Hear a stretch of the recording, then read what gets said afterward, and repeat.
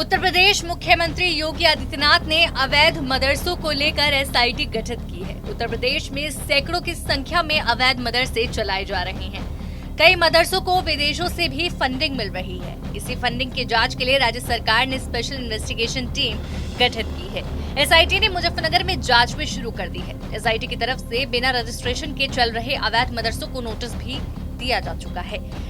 जिस तरह से मदरसों को लेकर सवाल उठते रहते हैं, जिस तरह से मदरसों को लेकर बातें होती हैं, उसकी चर्चा देश भर में हो रही है। मदरसों को लेकर कई सर्वे भी कराए जा चुके हैं। वहीं कई मामले सामने आ चुके हैं जिसमें मदरसों से जुड़े कई लोगों का कनेक्शन आतंक के लोगों से मिलता है। आरोप था कि मदरसे का इस्तेमाल आतंकी गतिविधियों को अंजाम देने के लिए किया जा रहा था। ये सीधे सीधे तौर पर मदरसे को बंद करने का एक प्लान है। पहले सर्वे के नाम पर, उसके बाद टेरर फंडिंग के नाम पर डराया धमकाया गया और अब सीधे सीधे तौर पर नोटिस भेज करके मदरसे के मोहतमिम और मौलाना लोगों को धमकी दी जा रही है।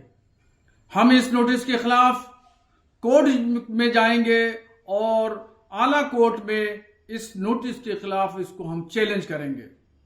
ये एक मुजफ्फरनगर का मामला नहीं, बल्कि बहराइच, फतेहपुर, कौशाम्बी, कई जिलों में इस तरीके से मदरसों को मौखिक रूप पर नोटिस दे करके डराया और धमकाया जा। रिपोर्ट्स के मुताबिक उत्तर प्रदेश में 25,000 मदरसे संचालित किए जा रहे हैं। इनमें से केवल 16,500 मदरसे यूपी बोर्ड से मान्यता प्राप्त हैं। बाकी के 8,500 मदरसे अवैध रूप से संचालित हो रहे हैं। उत्तर प्रदेश में सैकड़ों की संख्या में अवैध मदरसे चलाए जा रहे हैं। कई मदरसों को विदेशों से भी फंडिंग मिल रही है। इसी फंडिंग की जांच पड़ताल के लिए राज्य सरकार ने स्पेशल इन्वेस्टिगेशन टीम गठित की है। देखिए, जैसा कि आप सभी जानते हैं कि जब से उत्तर प्रदेश में आदरणीय योगी सरकार आई है, हमने मदरसा मॉडर्नाइजेशन किया है, मदरसों में कंप्यूटरीकरण किया है, मदरसे में मॉडर्न क्लासेस शुरू किए हैं हमने, और शिक्षा का स्तर बेहतर किया है।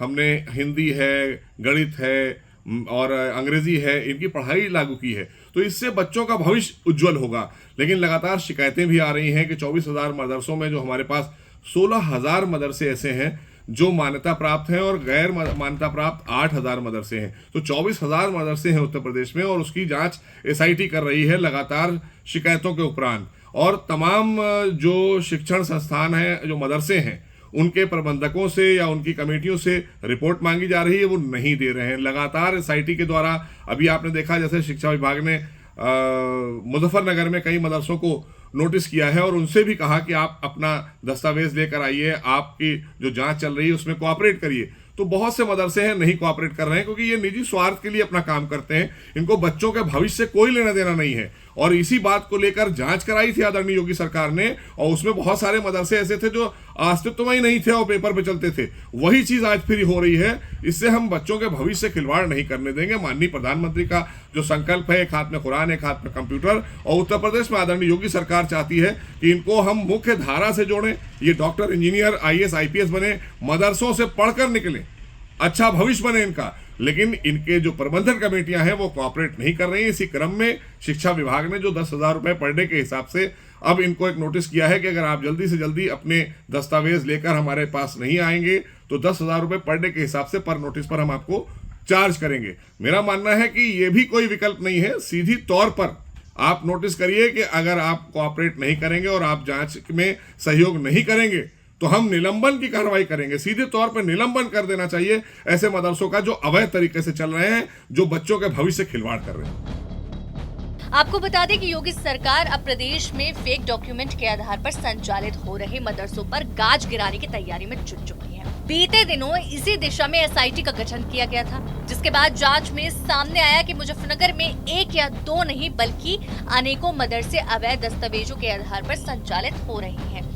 अपर्याप्त दस्तावेज और बिना मान्यता के मदरसे संचालित किए जा रहे हैं। मुजफ्फरनगर में अब तक 100 ऐसे मदरसों को चिन्हित किया जा चुका है जो कि बिना प्रमाण पत्र से संचालित हो रहे हैं, जिनमें से अब तक 12 को नोटिस भेजा जा चुका है।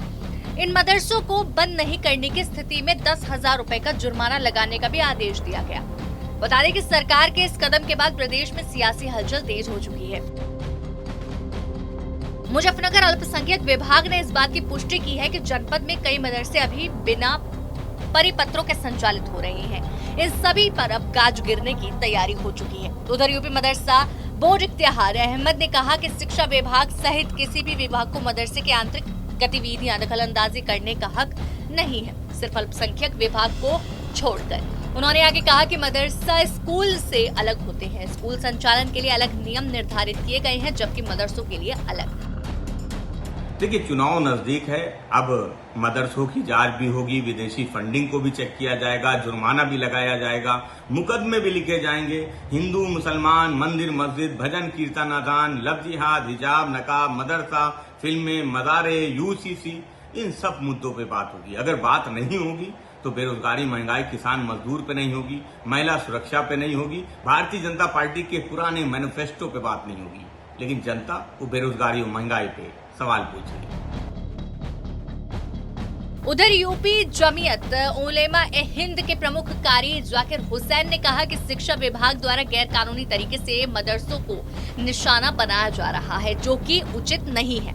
प्रशासन द्वारा विशेष समुदाय को मानसिक रूप से प्रताड़ित करने के मकसद से भेजे गए हैं, जिनका कोई तुक नहीं बनता है। हालांकि अब तक इस पूरे मसले पर किसी की भी सियासी दल की कोई प्रतिक्रिया सामने नहीं आई है। अब ऐसे में देखना होगा कि आगामी दिनों में किसकी क्या प्रतिक्रिया सामने आती है।